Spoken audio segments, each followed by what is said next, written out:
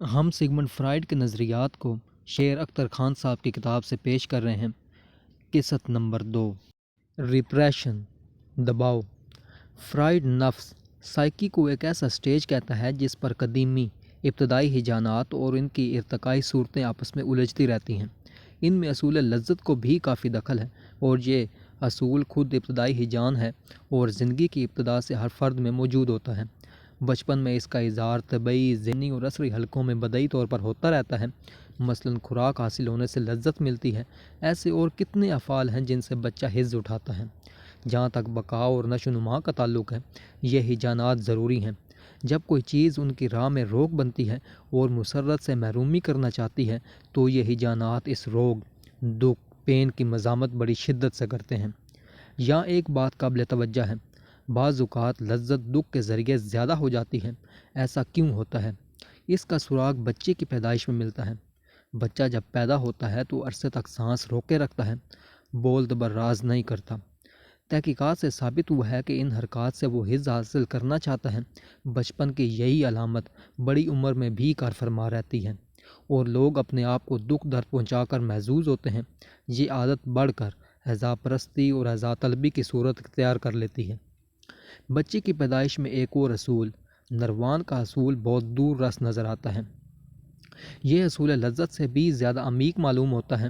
تحقیقات بتاتی ہے کہ ہر بچہ منصۂ شعور پر آتے ہی رحم مادر کی طرف لوٹ جانا چاہتا ہے جہاں وہ قادر مطلق تھا۔ جہاں خواہشات کے پورا نہ ہونے کا کوئی سوال ہی پیدا نہیں ہوتا۔ فرائڈ نے اس حقیقت کو آشکار کیا کہ فرد کی نفسی زندگی میں پیدائش کوئی نیا آغاز نہیں، بلکہ یہ محض ایک واقعہ ہے جو قبل پیدائش کی حالت میں خلل انداز ہوتا ہے۔ یہ واقعہ اپنی شارت اور فوری وقوع پذیر ہو جانے کی وجہ سے بہت خوفناک اور درد انگیز ہوتا ہے، لیکن اس کے باوجود رحم مادر کی طرف لوٹنے کا خواہش، جس کی وہ عمر بھر تک تگدور کرتا رہتا ہے، بنتی نہیں۔ اس کی ہمیشہ یہی تمنا ہوتی ہے کہ وہ اس حالت کی طرف واپس چلا جائے جہاں وہ قادر مطلق تھا، اور یوں وہ ایک بار پھر داخلی اور خارجی قیود سے آزاد ہو جانا چاہتا ہے۔ واپس جانے کی یہ خواہش انسانیت میں باز گشت کا رجحان بن کر ساکن، اسٹیٹک اور حرکی، ڈائنامک ورشوں میں الجھن کا موجب ہوتی ہے۔ دیومالا اور لوک کہانیوں کی مطالعہ اس کی تصدیق کرتا ہے۔ بہت سی ایسی کہانیاں موجود ہیں جن میں صرف ابتدائی بچپن کی حالت میں ہی نہیں بلکہ قبل پیدائش حالت رحم مادر میں جانے کی خواہش صاف نظر آتی ہے، کیونکہ اس حالت میں فرد قادر مطلق ہی نہیں بلکہ بالکل محفوظ تھا اور بلا خطر لذتوں سے لطف اندوز ہو سکتا تھا۔ جب انسان تمنا کرتا ہے کہ وہ کبھی بوڑھا نہ ہو، تبدیلی حالات سے اسے دوچار نہ ہونا پڑے اور اسے کبھی موت کا سامنا نہ ہو، تو یہ وہی باز گشت ہے جس کا ذکر ابھی کیا گیا ہے۔ جہاں تک ہماری روح کا داخلی تعلق ہے، فرائڈ کے نزدیک ہم ابھی بچے ہیں، چاہتے ہیں کہ زندگی بھر بچے ہی رہیں۔ اس خواہش کو پورا کرنے کے لیے ایک طرف اصول لذت ہے اور دوسری طرف اصول حقیقت، ان میں کشمکش ہوتی رہتی ہے۔ جبلی تقاضے لذت کے طالب ہوتے ہیں، لیکن صرف لذت زندگی نہیں، زندگی گزارنے کے لیے حقیقت سے دوچار ہونا پڑتا ہے۔ اگر فرد نے زندہ رہنا ہے تو اسے ماحول کے مطابق اپنے آپ کو بنانا ہوگا۔ زمانہ با تو ناساز تو باز زمانہ ساز، لیکن تو باز زمانہ ساز بہت مشکل کام ہے۔ اس راہ میں مشکلات کے علاوہ دکھ درد کا بھی سامنا کرنا پڑتا ہے۔ تہذیب کے معیاروں پر اترنے کے لیے ایک لمبا راستہ طے کرنا پڑتا ہے، تب کہیں جا کر قدیمی ذہنیت جو اصول لذت کے مطابق بن چکی ہوتی ہے، اس میں تبدیلی آتی ہے۔ سارے ہی جانات، جذبات، سوچ و بچار کے طریقے بدلنے پڑتے ہیں، اور یہ جوئے شیر لانے سے کم نہیں۔ بڑی عمر میں لوگ چاند کو پکڑنے کے لیے نہیں روتے، لیکن دنیا کو دوسری اشیاء کو حاصل کرنے کے لیے کس قدر بیتاب ہوتے ہیں۔ بات وہی ہوتی ہے، صورت بدل جاتی ہے۔ وحشی انسان کی راہ میں جو حائل تھا وہ اسے مار ڈالتا تھا، لیکن اب مہذب انسان نہیں کرتا۔ اس کا مطلب یہ نہیں کہ وہ جبلت مٹ گئی ہے، بلکہ حالات کے سامنے پیش نہیں جاتی۔ جذبہ برابر اپنا کام کیے جاتا ہے۔ باپ، بھائی، استاد، آقا کے خلاف جو حرکات کی جاتی ہیں وہ اسی کی ایک صورت ہے۔ اسی طرح سوچ و بچار، قدیمی ہیجانات، احساسات اور خیالات سب کے سب موجود ہیں، لیکن بہت بدلی ہوئی اور کمزور و نحیف شکل میں۔ اس کا باعث ایک نفسی طریقہ کار، سائیکک پروسیس ہے جسے دباؤ کا نام دیا گیا ہے۔ دباؤ کے ذریعے قدیمی ہیجانات اور احساسات اور خیالات متواتر رہتے ہیں، دبے رہتے ہیں، اور ان کی جگہ وہ نئے ہیجانات، احساسات اور خیالات لے لیتے ہیں جو فرد کی خارجی اور داخلی ماحول کی پیداوار ہوتے ہیں۔ قبل الذکر دب جاتے ہیں، سنتے نہیں، اور موقع پا کر معمولی اور بھیانک خوابوں، وہم، دیوانگی اور ہذیان ایسی صورت میں ظاہر ہوتے ہیں۔ دبے ہوئے خیالات اور خواہشات امٹ ہوتی ہیں اور لاشعور انہیں بھول کے دامن میں چھپا لیتا ہے، اور اگر یوں نہ ہو تو پھر یہ ایسا بھیس بدلتے ہیں کہ شعور انہیں قبول کرے۔ اس خاص گروپ کی 4 مختلف صورتیں ہیں۔ جب دباؤ کامیاب ثابت ہو کر کردار کی نشوونما نہایت اعلیٰ اور سماجی خصوصیات کی حامل ہوتی ہیں، ایسی حالت میں کہا جائے کہ دبی ہوئی خواہشات نے ارتفاع، سبلیمیشن کی صورت اختیار کر لی ہے۔ یہ بات شاید ایک ایسے شخص کے لیے جو تجزیہ نفس سے ناآشنا ہے عجیب ہو، لیکن اس کی صداقت میں شبہ نہیں ہو سکتا۔ بچے جو مٹی اور کیچڑ سے کھیلتے ہیں، اپنے بول و براز میں دلچسپی لیتے ہیں یا نہانا نہیں چاہتے، بڑے ہو کر ریت اور مٹی کا کام کرتے ہیں، ان میں اکثر مصور اور سنگ تراش ہوتے ہیں۔ بچپن میں عذاب پسند سیڈسٹ بچے بڑے ہو کر ارتفاع کے ذریعے بہت اچھے سپاہی بنتے ہیں۔ ان میں قابل جراح سرجن پیدا ہوتے ہیں۔ یاد رہے کہ ارتفاع کا عمل شعور کے ہاتھے سے باہر ہوتا ہے، اور اس کا شعوری نتیجہ کسی جنسی دلچسپی کا قائم مقام نہیں ہو سکتا، بلکہ وہی خواہشات جنہیں دبایا جا رہا تھا دوسرا روپ بھر کر اپنی سرگرمی جاری رکھتی ہیں۔ ارتفاع میں دبی ہوئی خواہشات سے قوت حاصل کی جاتی ہے، اور یہ قوت اسی جانب بہہ جاتی ہے جس جانب خواہشات کا رخ تھا۔ اس کے متضاد ایک اور طریقہ کار جسے تشکیل بذریعہ رد عمل، ریاکشن فارمیشن کہا جاتا ہے، اپنی قوت ایگو کی ان مخالفانہ قوت طاقتوں سے حاصل کرتا ہے جن کا رخ مخالف سمت میں ہوتا ہے۔ اس کو یوں واضح کیا جا سکتا ہے کہ خود نمائی کا رجحان ارتفاع پا کر لذت حاصل کرتا ہے، ناموری کے ایسے ذرائع ڈھونڈتا ہے جن سے اسے تسکین میسر آئے، لیکن تشکیل بذریعہ رد عمل کی حالت بھی یہی رجحان حیا، شرم اور ایسی دوسری صفات میں تبدیل ہو جاتا ہے جو بچے مٹی میں کھیلنے سے مسرت پاتے ہیں۔ ان کا یہ رجحان ارتقائی صورت کے بعد مصوری اور سنگ تراشی میں بدل جاتا ہے، اور رد عمل کی صورت میں یہی صفائی، سلیقہ مندی، باضابطگی بن جاتا ہے۔ رد عمل کی حالت میں عموماً بہتات کا کافی عنصر پایا جاتا ہے۔ خواتین جنہیں گھر کی صفائی کا بہت زیادہ خیال رہتا ہے کہ اکثر دوسروں کی زندگی اجیرن کر دیتی ہیں۔ رد عمل جس قدر شدید ہوگا اسی قدر شدید ایجان پس پردہ کار فرما ہوگا۔ بعض اوقات مثبت اور منفی دونوں رجحان اس بہتات میں یکجا نظر آتے ہیں۔ مثلاً ایک حالت میں خست کا اظہار ہو رہا ہے اور دوسری میں فراقی کا۔ 3 قوتیں جو خواہشات کو دباتی ہیں اور خواہشات جو دب جاتی ہیں، ان کی کشمکش میں سمجھوتے کی صورت کا نام نیوروسس یا اعصابی خلل ہے۔ نیوروسس کے ذریعے جن خواہشات کا اظہار ہوتا ہے وہ جنسی نوعیت کی ہوتی ہیں۔ ارتفاع کے باخلاف ان کی جنسی نوعیت بدل نہیں جاتی۔ نیوراتی اعصابی بیماری کی صورت اختیار کرنے سے پہلے اس کشمکش کو کافی حالتوں سے گزرنا پڑتا ہے۔ اس لیے نیوراتی علامات کا گہرا تجزیہ ان کے معنی سمجھا سکتا ہے۔ فرد کی ابتدائی زندگی میں جس طرح لاشعوری الجھنوں کا حل تلاش کیا جاتا ہے، اس پر آئندہ زندگی کے کردار کا انحصار ہوتا ہے۔ کردار کی بہت سی خصوصیات مثلاً عزم، حوصلہ مندی، بودا پن، محکم گیری وغیرہ انہیں الجھنوں کی مرہون منت ہوتی ہیں۔ بعض اوقات یوں بھی ہوتا ہے کہ کردار کی خصلتوں میں ناپختگی ہوتی ہے اور ان سے لاشعور کی خصوصیات عیاں ہوتی ہیں۔ ایسی حالتوں کے لیے نیوراتی کردار کی اصطلاح استعمال کی جاتی ہے، کیونکہ ایسا کردار نارمل کردار اور نیوراتی علامات کے مابین ہوتا ہے۔ جب یہ نیوراتی کردار پختہ ہو جائے تو پھر اس کا بدلنا یا اس میں تغیر و تبدل کرنا بہت محال ہو جاتا ہے۔ زبان اور قلم کی لغزشیں۔ روزمرہ زندگی میں ایسا اکثر ہوتا ہے کہ آپ نے کسی کا نام لینا چاہا اور وہ نام ذہن سے ایسا اتر گیا کہ کوشش کے باوجود یاد نہیں آیا۔ خط ڈالنے کے ارادے سے نکلے مگر بھول گئے اور یوں ہی کئی دن بیت گئے۔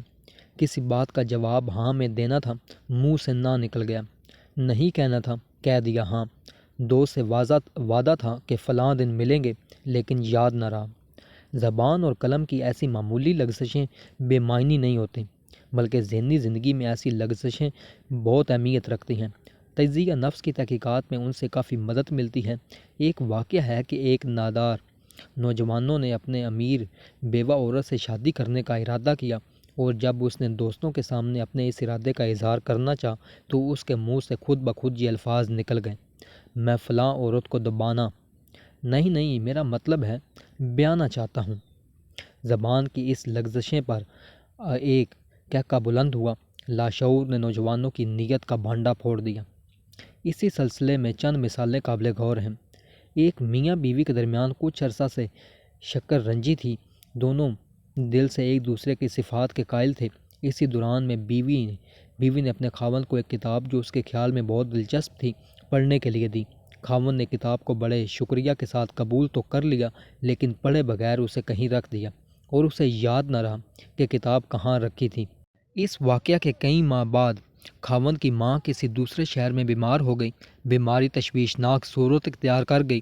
بیوی فوراً ساس کے پاس پہنچی اور بڑے انعماق اور خلوص دل سے اپنی بیمار ساس کی خدمت کی۔ ساس بلا کر صحتیاب ہو گئی۔ جب واپس آئی تو خاوند کو بہت خوش پایا۔ خوشی کا باعث ماں کی صحت اور بیوی کی خدمت تھا۔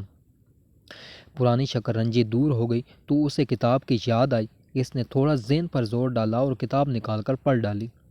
بیوی سے شکر رنجی اور کتاب کے بھول جانے میں تعلق یہ تھا کہ شکر رنجی کے سبب اس نے کتاب کو کوئی اہمیت نہ دی تھی، اس لیے وہ ذہن سے نکل گئی اور جوں ہی شکر رنجی دور ہوئی کتاب کو ڈھونڈنا آسان ہو گیا۔ کسی شخص کے نام میں پونڈ بامعنی تالاب کا لفظ بھی شامل تھا۔ یہ نام ایک دوسرا شخص ہمیشہ بھول جایا کرتا۔ تحلیل نفسی کے ذریعے معلوم ہوا کہ لڑکپن میں اسے اپنے کتے سے بے حد محبت تھی۔ ایک دن اس نے تالاب میں پتھر پھینکا تاکہ پانی کے چھینٹوں سے کتے کو ڈرائے۔ بدقسمتی سے وہ پتھر کتے کو جا لگا۔ کتا زخم کھا کر تالاب میں جا گرا اور ڈوب کر مر گیا۔ اس سانے سے لڑکے کو حد درجہ ندامت اور دکھ ہوا اور وہ کئی دنوں تک سخت پریشان رہا۔ آخر یہ واقعہ بھول گیا، لیکن برسوں بعد اس کی دبی ہوئی یاد کا اظہار اس طرح ہوا کہ پونڈ کا لفظ اسے بھول جاتا۔ 3. ایک دوشیزہ نے اپنی سہیلی کو جس کی نئی شادی ہوئی تھی مبارکباد کا خط لکھا اور پہلا فقرہ یوں شروع کیا: مجھے امید ہے کہ تم خیریت سے ہوگی اور بہت ناخوش۔ یہ قلم کی ذرا سی لغزش ہے، لیکن سہیلی کے چھپے ہوئے جذبات کا اظہار ہو گیا۔ یہ خود اس شخص سے شادی کرنے کی خواہشمند تھی۔ 4. ایک شخص ہمیشہ ایک ٹیڑھے لمبے راستے سے ہو کر اپنے گھر جایا کرتا۔ اسے خود اس کی وجہ سمجھ میں نہ آتی تھی کہ وہ کیوں سیدھے راستے سے نہیں آ سکتا تھا۔ اس کے قدم خود بخود ٹیڑھے راستے کی طرف اٹھ جاتے۔ تجزیہ سے معلوم ہوا کہ اس سیدھے راستے پر اس نے ایک مکان کے دروازے کی مٹھی پر ایک سیاہ کوٹ لٹکتے دیکھا تھا، اس لیے اس نے راہ سے گزرنا چھوڑ دیا۔ جب ذرا اور کریدا گیا تو اسے یاد آیا کہ بچپن میں اپنے بڑے بھائی سے سخت نفرت تھی اور وہ اس قسم کا کوٹ پہنا کرتا تھا۔ بچپن کی اس دبی ہوئی ناپسندیدہ یاد کا کس عجیب و غریب طریقے سے اظہار ہوا۔ ان لغزشوں کو 2 اقسام میں تبدیل کیا جا سکتا ہے: حرکی زبان، قلم، اور اسی قسم کی ایسی لغزش جس کے ذریعے ایک خاص مقصد کا اظہار کیا جا سکے۔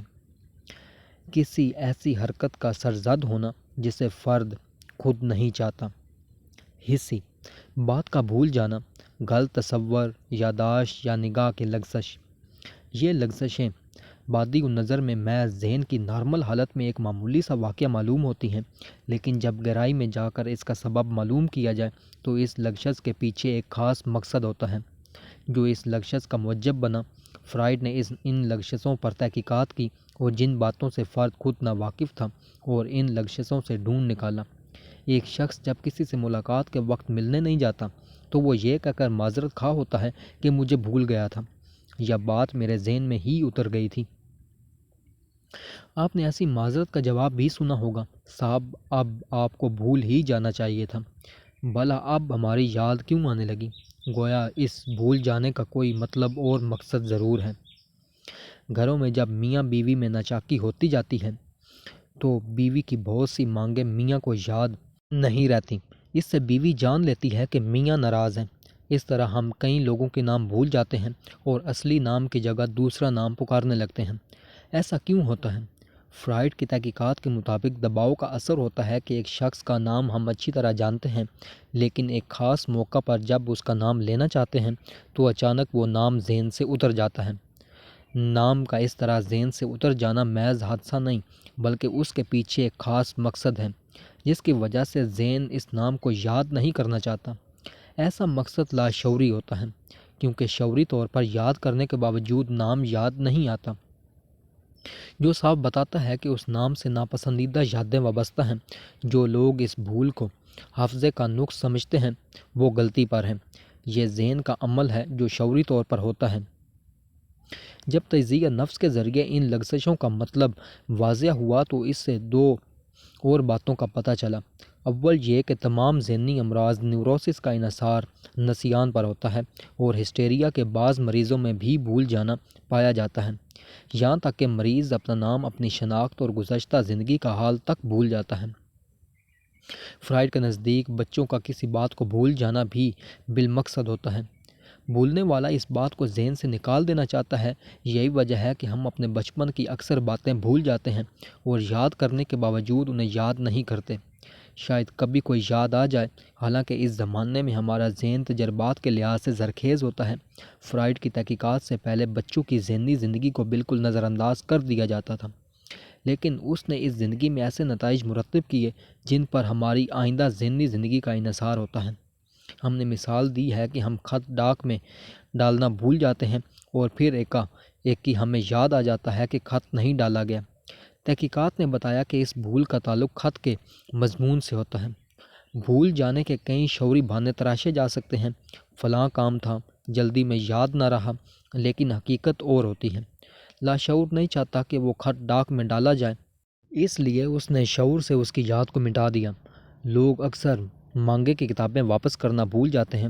جب یاد دلایا جاتا ہے تو بہانے تراشتے ہیں، حالانکہ اس بھول میں قبضے کی لاشعوری خواہش ہوتی ہے اور کتاب واپس کرنے کو جی نہیں چاہتا۔ ان لغزشوں کے سلسلے میں دیکھا گیا ہے کہ کبھی کبھی ایک ہی جان دوسرے میں دخل اندازی کرتا ہے۔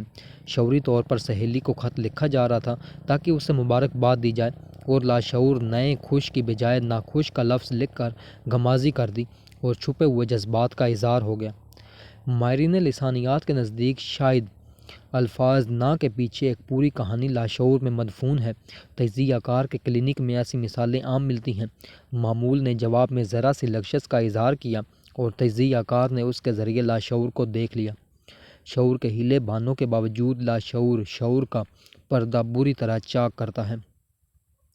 بعض حالتوں میں فرد سے نہ صرف غلطی سرزد ہوتی ہے بلکہ وہ ایسے جسمانی حرکات کا مرتکب ہوتا ہے جو اس کے شعوری منشا کے بالکل برعکس ہوتا ہے۔ وہ اگرچہ بلا ارادی طور پر ایک فعل کا ارتکاب کرتا ہے، لیکن ایسا کرنے کی اسے بالکل خواہش نہیں ہوتی۔ اس ضمن میں جہاں اتفاقاً پانی کے گلاس کا گر کر ٹوٹ جانا آتا ہے جس سے ناراضی کا اظہار ہوتا ہے، وہیں مہلک حادثات بھی ہیں جو بلا ارادہ اتفاقیہ وقوع پذیر ہوتے ہیں۔ بہت سے حادثات ایسے ہیں جن میں ریل گاڑیاں ٹکرا گئیں، کاریں الٹیں، پاؤں پھسلے۔ جب ان کا تجزیہ کیا گیا تو یہ حادثات جو بے اختیاری فعل کا نتیجہ معلوم ہوتے تھے، دراصل لاشعوری ہی جان، جس میں قتل، خودکشی، ایسے رجحانات شامل تھے، کا اظہار ثابت ہوئے۔ جنس یہ مسلمہ امر ہے کہ انسان اور حیوان میں ایک جیسے جنسی جبلت بھی ہے۔ اس جبلت کی وہی حیثیت ہے جو بھوک کی جبلت کی ہے۔ خوراک سے بھوک کی جبلت تسکین پاتی ہے اور جنس کی خواہش پورا ہونے سے یہ جبلت آسودہ ہوتی ہے۔ جنسی جبلت کی حقیقت اور خصوصیات کے متعلق عام طور پر چند مخصوص نظریات پائے جاتے ہیں۔ یہ فرض کر لیا جاتا ہے کہ بچپن میں یہ جبلت مفقود ہوتی ہے اور بلوغت کے زمانے میں اس کا اظہار ہوتا ہے۔ جنسی رغبت کی شدت جو شباب میں رونما ہوتی اور دونوں جنسوں کو بے قابو کر دیتی ہے، اس کا نتیجہ ہے۔ یہ بھی خیال کیا جاتا ہے کہ اس جبلت کا مقصد صرف جنسی ملاپ یا ایسے افعال ہیں جو اس ملاپ کی طرف رہنمائی کریں۔ تجزیہ نفس نے جنس کے مسئلے پر ایک زاویے سے روشنی ڈالی ہے، اور اس روشنی میں ذہنی اعمال کا جائزہ ہمارے سامنے نئے مسائل لا رہا ہے جن کے حل سے ہماری ذہنی زندگی میں ایک نیا انقلاب آتا ہے۔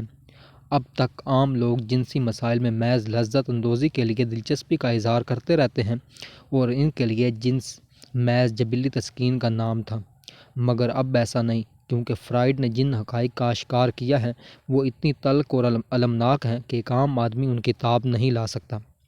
جب ہم ایک شخص کو یہ کہتے ہیں کہ وہ اپنے ذہن میں اپنی ماں کے متعلق غیر پاک محبت کے جذبات رکھتا ہے تو قدرتی بات ہے کہ وہ شخص اسے برا منائے گا۔ ہمارے سماج کے نزدیک ماں سے محبت کرنا ایک پاک جذبہ ہے۔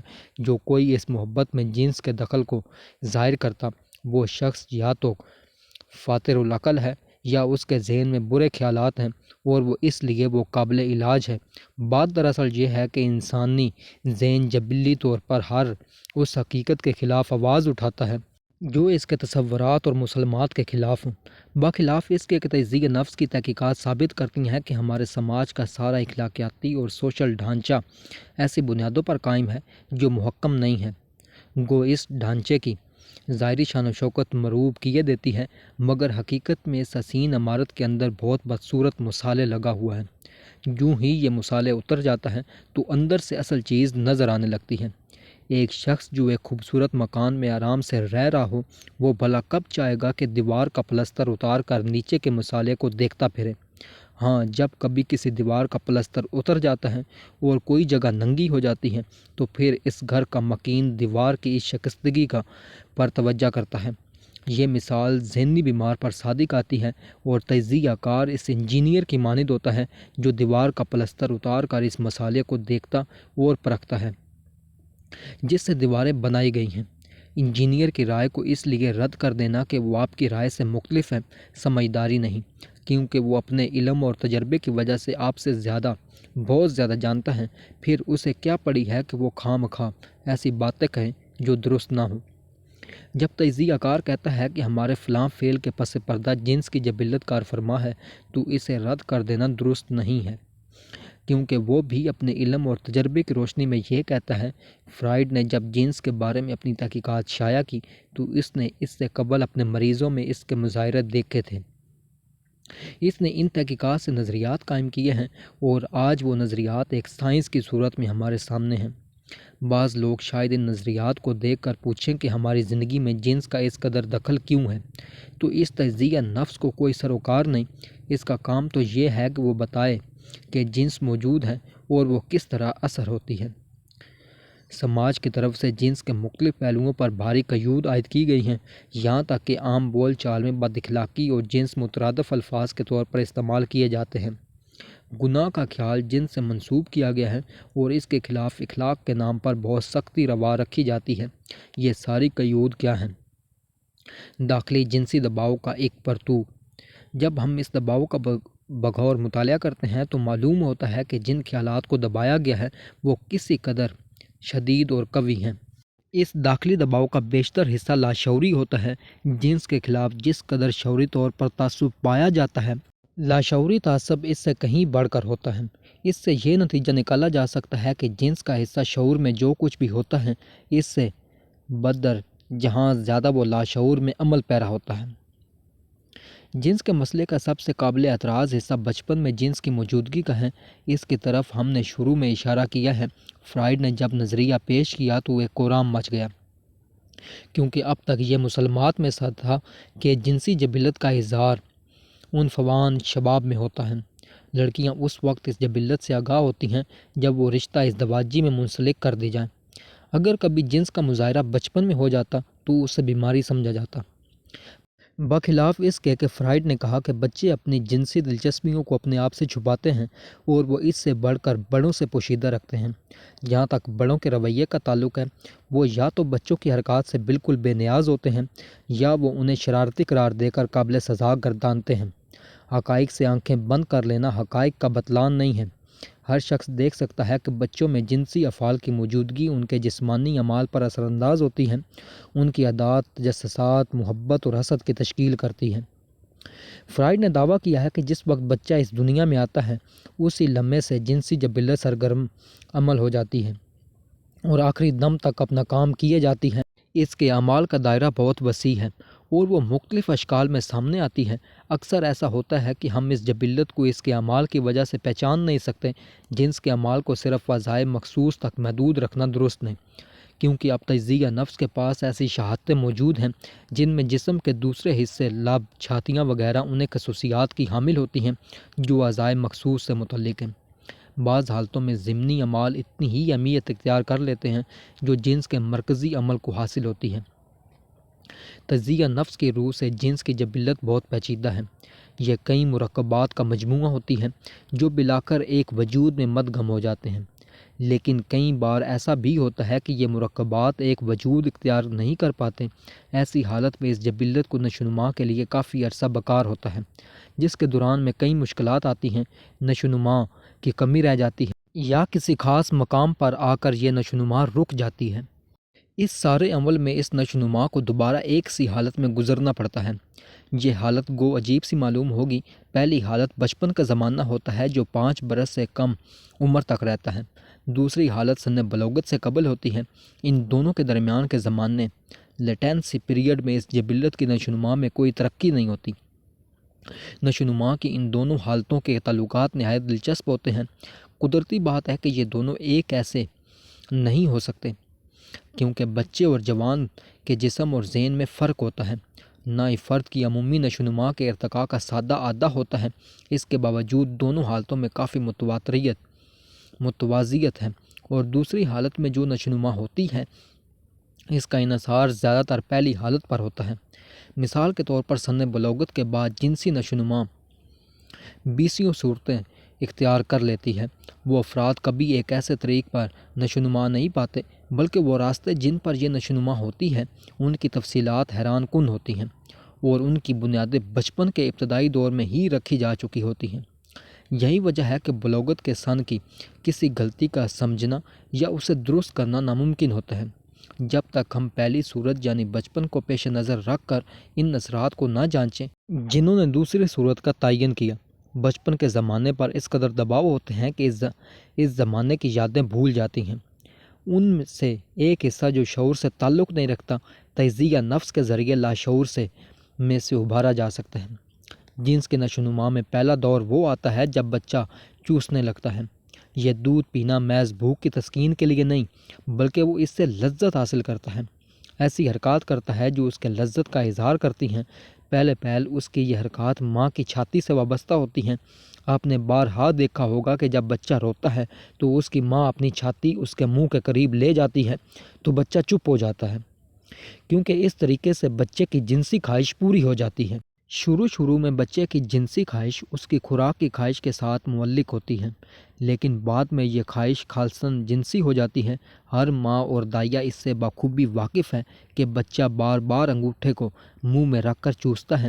اس چوسنے میں خوراک حاصل کرنے کا مقصد نہیں ہوتا، بلکہ یہ محض لذت کے لیے ہوتا ہے۔ اس کی ساری توجہ اسی پر مرکوز ہوتی ہے۔ عموماً اس سے بچے سو جاتے ہیں۔ بچوں میں جنسی خواہشات کا انکشاف فرائیڈ نے ہی نہیں کیا، بلکہ سب سے پہلے ہنگری کے مشہور ڈاکٹر لینڈنر نے کیا۔ اس نے اپنی تحقیقات میں اس جنسی سرگرمی پر بہت زور دیا ہے۔ اس کے ہاں بچوں کی پرورش گاہ نرسری میں اکثر انگوٹھا چوسنا بھی دوسری جنسی شرارتوں کی طرح ایک شرارت قرار پائی تھی۔ فرائیڈ نے انگوٹھا چوسنے کو نہ صرف جنسی سرگرمی قرار دیا، بلکہ ثابت کیا کہ اس کے ذریعے ہم بچپن کی جنسی سرگرمیوں کے اجزاء کا مطالعہ بلا واسطہ کر سکتے ہیں۔ ڈاکٹر گلنٹ نے ایک نوجوان لڑکی کے اطرافات میں لکھا ہے کہ وہ ابھی انگوٹھا چوسنے کی عادی ہے اور اسے اس سے ویسی ہی لذت محسوس ہوتی ہے جیسے جنسی تسکین سے، خصوصاً اپنے محبوب کو بوسے دینے میں۔ اس لڑکی نے بتایا کہ بوسہ دینے میں وہ لذت کہاں جو انگوٹھا چوسنے میں میسر آتی ہے۔ انگوٹھا چوستے وقت لذت کی جو لہر سارے بدن میں دوڑ جاتی ہے، اس کا بیان ممکن نہیں۔ اس وقت ایسا معلوم ہوتا ہے جیسے میں اس دنیا سے دور کہیں چلی گئی ہوں۔ میرا دل مسرتوں اور خوشیوں سے لبریز ہو جاتا ہے۔ میں اس وقت کے احساسات کو بیان نہیں کر سکتی۔ یہی جی چاہتا ہے کہ مکمل خاموشی ہو اور خاموشی کو توڑنے والا کوئی نہ ہو۔ کتنا عجیب سما ہوتا ہے۔ ایسے وقت میں نہ تو دکھ کی یاد ہوتی ہے اور نہ کسی غم کی۔ یوں محسوس ہوتا ہے کہ گویا میں کسی دوسری دنیا میں چلی جاتی ہوں۔ اس سے بچے کو اکثر ناخن چباتے یا ایسی ہی کوئی حرکت کرنے کی عادت پڑ جاتی ہے۔ یہ دور عموماً 3 برس کی عمر تک رہتا ہے۔ اس میں بچے کی تمام جنسی خواہشات منہ کے ذریعے ہی پوری ہو جاتی ہیں۔ بالغ ہونے پر یہی خواہش بوسے کی صورت اختیار کر لیتی ہے۔ حقیقت میں بوسہ دینے اور چوسنے میں کوئی اتنا فرق نہیں۔ دونوں صورتوں میں جنسی خواہش منہ سے ہی پوری ہوتی ہے۔ 3 سال کے بعد بچے میں شہوت کے آثار بھی نمایاں ہو جاتے ہیں۔ وہ انگوٹھے کی بجائے اپنے عضو مخصوص سے لذت حاصل کرتا ہے۔ اکثر دفعہ بعد میں یہ لذت خودکاری یا ایسی اور عادات میں بدل جاتی ہے۔ یہ بچے کی جنسی زندگی کا دوسرا دور ہوتا ہے۔ اس دور میں لڑکیاں اپنے مخصوص اعضاء کی رگڑ سے لذت حاصل کرتی ہیں۔ لڑکے اور لڑکیاں کھیلتے وقت ایک دوسرے کے مخصوص اعضاء دیکھنے یا اور مختلف حرکات سے سرور حاصل کرتے ہیں۔ اکثر وہ ایک دوسرے کے اعضاء کے متعلق باتیں بھی کرتے رہتے ہیں۔ پیشاب کرتے وقت یا کسی دوسرے کو ایسا فعل کرتے دیکھنے سے بچے کی جنسی خواہش شہوت میں تبدیل ہو جاتی ہے۔ یہ خواہش بعد میں ہم جنس پرستی کی صورت میں ظاہر ہوتی ہے۔ تیسرے دور میں جنسی جذبہ اپنی انتہائی صورت میں ظاہر ہوتا ہے۔ اس دور میں بعد میں جا کر کسی دوسری مخالف جنس کی تلاش کرنی پڑتی ہے۔ اس دور میں اعضاء مخصوص زیادہ اہمیت اختیار کر لیتے ہیں اور یہ اہمیت زندگی بھر برقرار رہتی ہے۔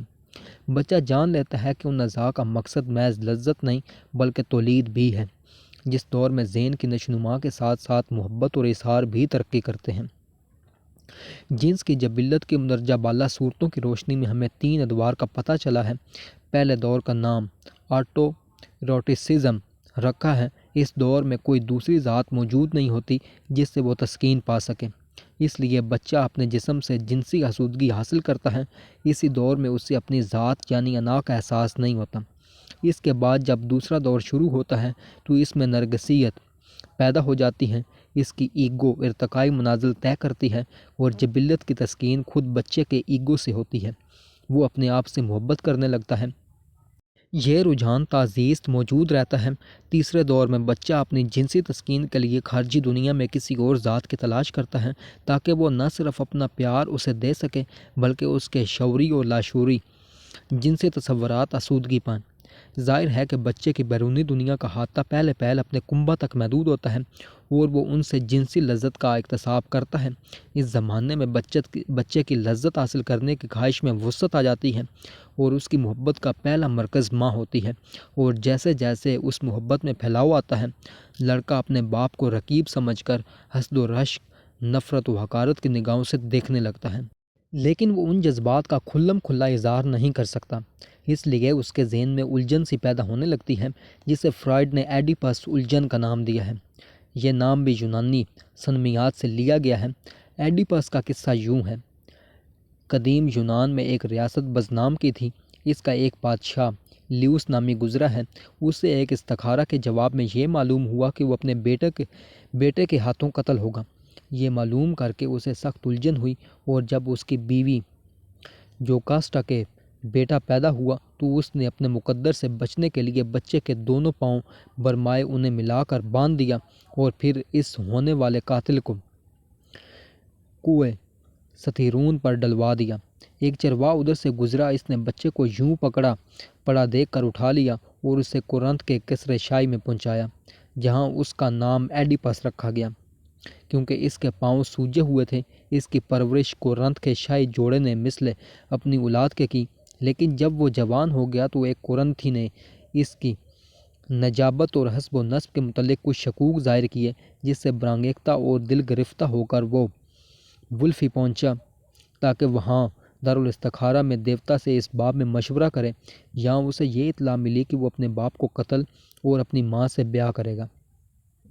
وہ سمجھتا تھا کہ پولیبس شاہ کورنتھ اس کا باپ اور میروبی وہاں کی ملکہ اس کی ماں ہے، اور نہیں چاہتا تھا کہ باپ کے خون میں ہاتھ رنگے اور ماں کا شوہر بنے، لہٰذا اس نے کورنتھ چھوڑ دینے کا فیصلہ کیا اور اپنے عزم پر عمل کرتے ہوئے وہ تھی بس کے راستے پر چل رہا تھا کہ ایک رتھ اسے ملا، جس کے رتھ بان نے اس سے بانداز تحکم راستہ چھوڑ دینے کے لیے کہا۔